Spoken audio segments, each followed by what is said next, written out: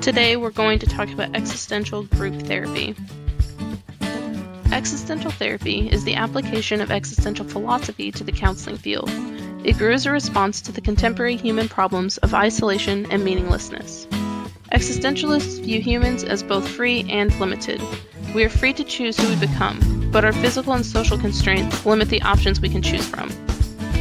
The existential approach to therapy is a way of viewing human problems rather than a set of techniques for problem solving. Because of this, existential practitioners often incorporate techniques from other models into practice. The purpose of existential therapy is to assist clients in finding their own authentic meaning in life, and to come to terms with the fact that life will include disappointments and loneliness. There are 5 goals for members of existential therapy groups.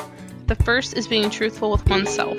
The second is for members to widen their perspectives about themselves and the world. The third is defining what gives their lives meaning. The fourth is coming to terms with the crises of life. And the fifth is understanding of themselves and others. The key concepts of the existential therapy approach are self-awareness, self-determination and responsibility, existential anxiety, death and non-being, the search for meaning, the search for authenticity, and aloneness and relatedness.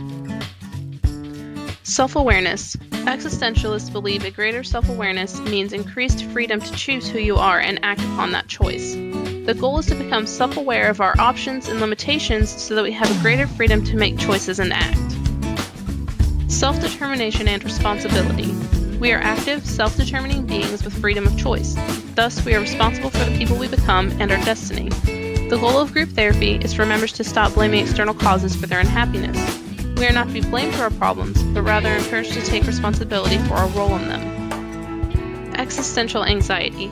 This is viewed as an unavoidable part of the human experience.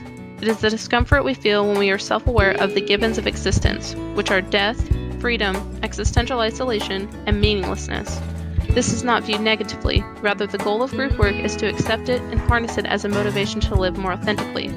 Death and non-being. Like anxiety, death is not something to be feared, but rather is a motivation for us to live authentically and meaningfully.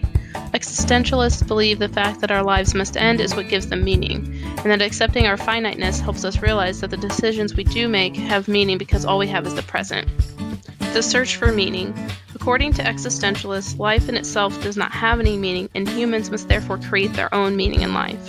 The therapist's job is not to tell the client what will give their life meaning, but to help them explore that for themselves by challenging their values and way of being that are not currently providing any